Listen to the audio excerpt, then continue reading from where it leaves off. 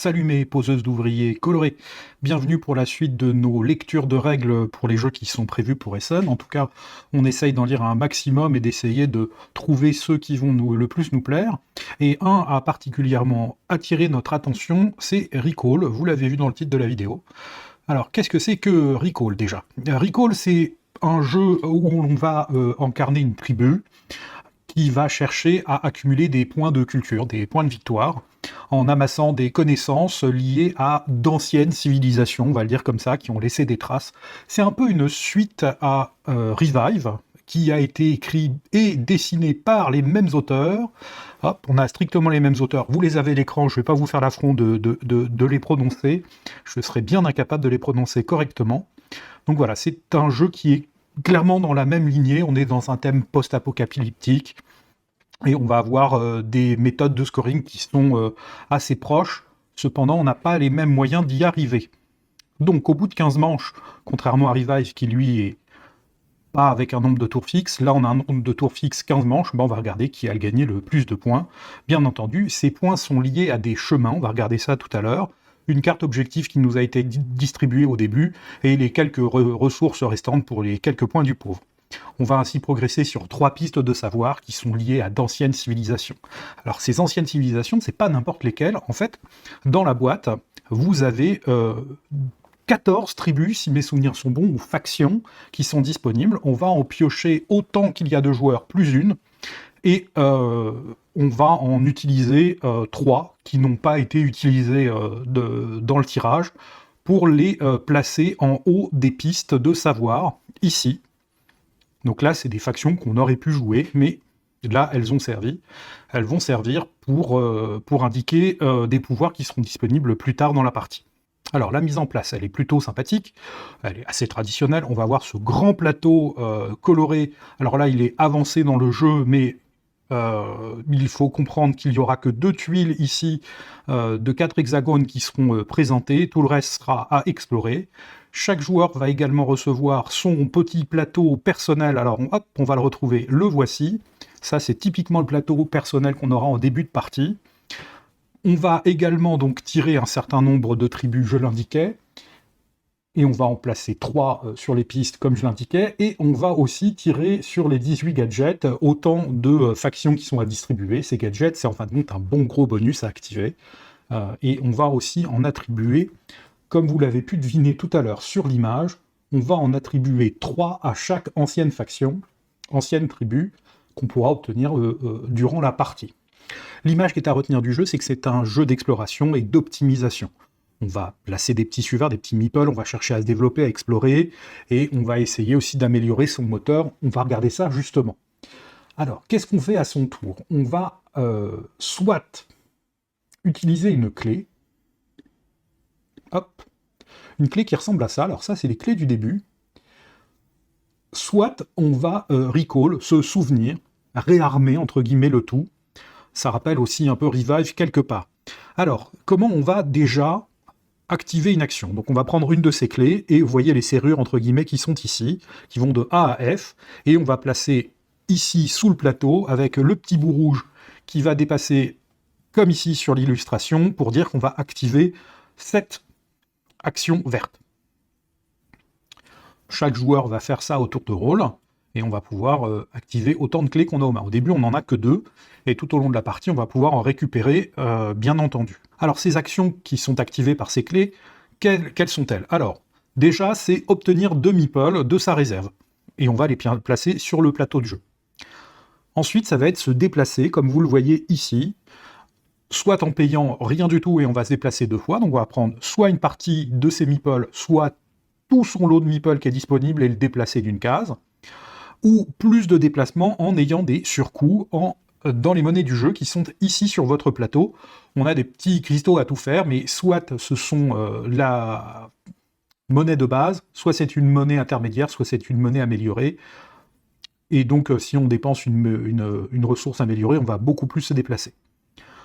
Il y a un autre type de déplacement qui est ici, marqué par des hexagones bleus et une flèche jaune, qui va nous permettre de nous déplacer sur tout le plateau, sur l'eau. Donc imaginons nous sommes ici, et bien avec cette action, on va pouvoir se retrouver de l'autre côté du petit lac, ou si nous sommes ici, on va pouvoir se retrouver ici sur le petit lac.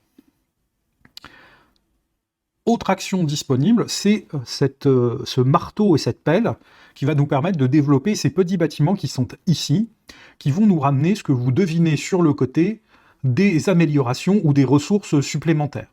Mais pas seulement. Alors, déjà une précision, chaque bâtiment va être lié à un type de territoire, on le voit ici, et on va les retrouver sur le plateau, donc ces bâtiments ne pourraient être placés que sur les types de territoires, et ensuite, chacun de ces bâtiments va nous permettre d'obtenir des productions complémentaires. Je vais y revenir dans un instant.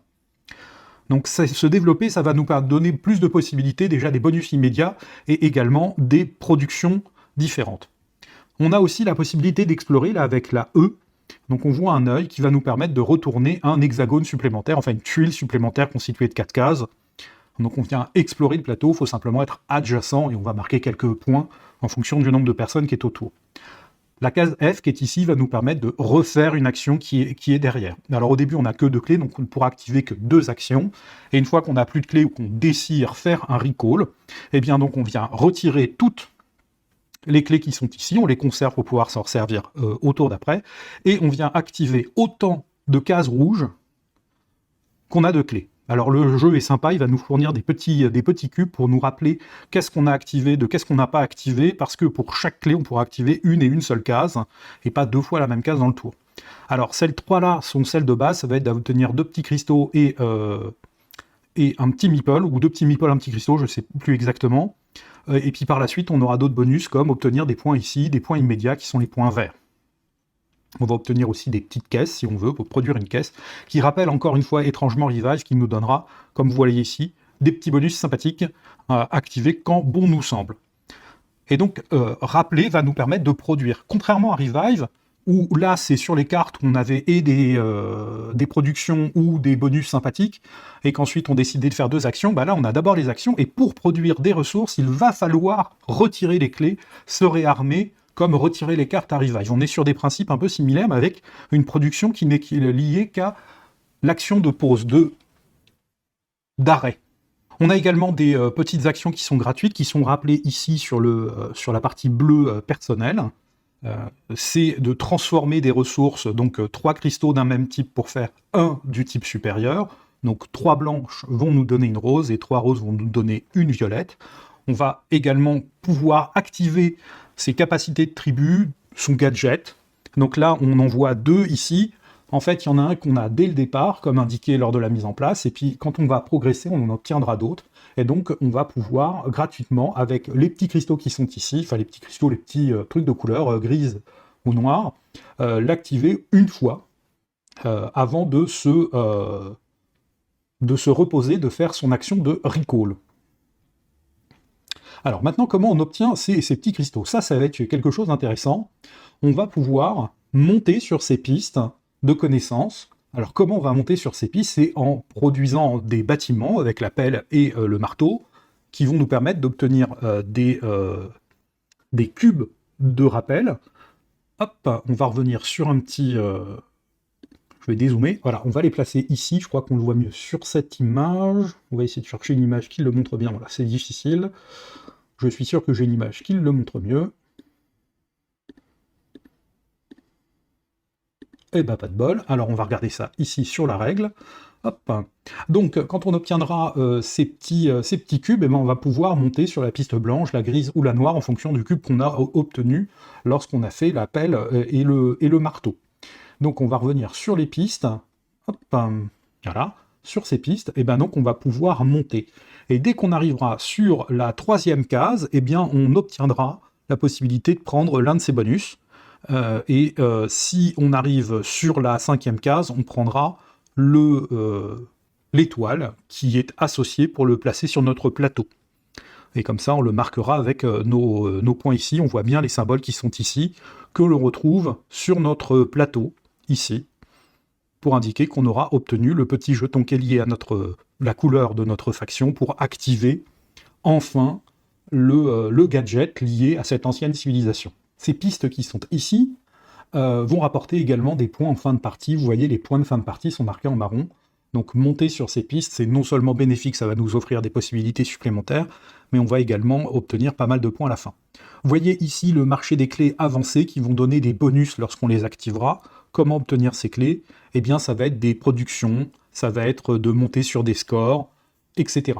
Alors, je vais revenir un court instant sur la règle, on va dézoomer. Hop, il y a quelque chose aussi qui se passe sur la piste de score.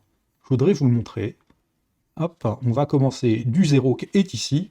Dès qu'on va obtenir au moins 3 points dans la partie, on va pouvoir obtenir une tuile d'action améliorée.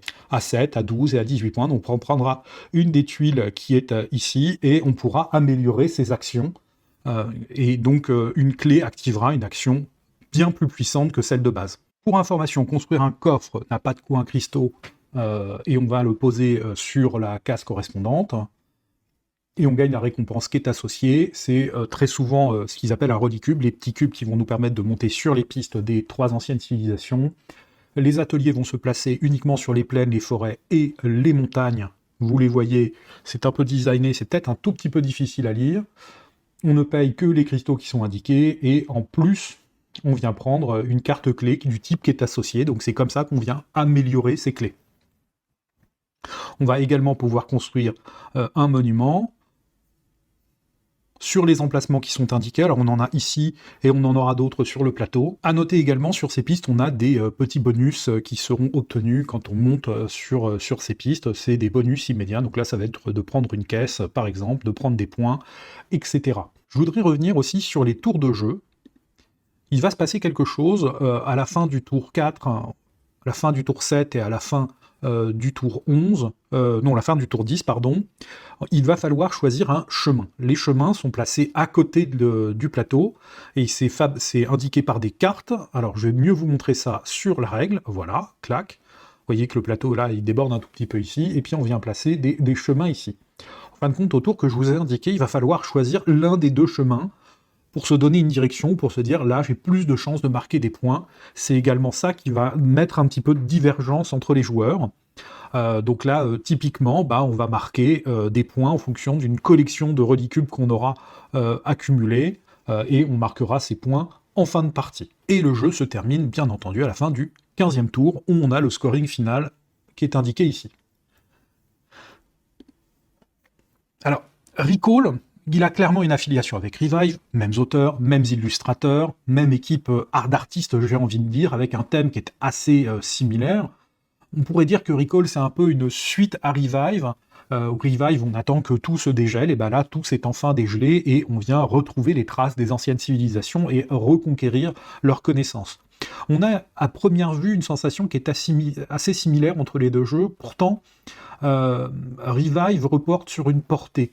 Souvenez-vous, et si vous n'avez pas joué à Revive, je vous invite très très fortement à y jouer, donc souvenez-vous, il faut payer en ressources une portée d'un endroit où nous sommes pour atteindre une autre place sur le plateau. Ici, dans Recall, on est plus sur une notion de migration. On vient prendre l'intégralité de ces suiveurs, de ces meeples, et on vient les déplacer pour pouvoir construire à un endroit où on veut construire. La plupart des actions qu'on aura vont nous permettre de déplacer des partisans, des meeples sur le plateau. Et donc, comme je l'indiquais, on va essayer de se mettre sur une position favorable pour effectuer l'action de développement qu'on souhaite y faire, pour construire, pour creuser. Les joueurs doivent constamment s'adapter en fin de compte et trouver de nouvelles stratégies, là où Revive demandait surtout et principalement de saisir une opportunité quand elle se présentait. Recall est conçu pour obtenir une expérience à mes yeux assez différente. Et selon les tribus en jeu, et il y en a 14 pour rappel, et les gadgets qui sont au nombre de 18, la partie va complètement se transformer. La manière dont on va aborder la partie va être vraiment très différente. Il y a aussi une similitude avec les quelques factions qui sont disponibles dans Revive. Donc on n'est pas censé impliquer en fin de compte tout à fait la même stratégie à chaque partie, même si on retombe sur la même tribu, parce qu'elle va être associée à un autre gadget. Ou est-ce que Revive, les factions étaient assez monolithiques, je vais dire ça comme ça, même si elles sont assez différentes. Après avoir lu le livret de règles, en fait, j'ai l'impression que le jeu est plus léger, plus rapide. Il est plus facile à apprendre à mes yeux que Revive. Certes, il y a des mécanismes qui semblent assez familiers entre les 2 jeux, mais celui-ci me semble peut-être plus abouti, plus perfectionné. En tout cas, moi j'ai hâte de découvrir les sensations que ce jeu vont me donner, de pouvoir me l'appréhender, de pouvoir le découvrir en vrai, même si les règles me donnent une très bonne idée de ce que ça peut donner. J'aimerais bien y jouer et pouvoir répondre à la question vraiment de la ressemblance définitive avec le précédent opus de l'équipe. Je vais m'armer de patience. En tout cas, quiconque pour moi a aimé Revive, autant que nous on l'a aimé, parce que ça fait vraiment un des jeux qu'on a préféré d'il y a quelques années sur SN, et il ressort assez régulièrement, pour moi va être obligé de jouer à Recall, et j'espère qu'une version française sera disponible. Cela dit, je vais rester prudemment optimiste. Voilà, c'est tout ce que j'avais à vous dire sur Recall. J'espère que, en tout cas, le jeu vous semble plus clair et que vous êtes tenté maintenant d'aller l'essayer. Ciao!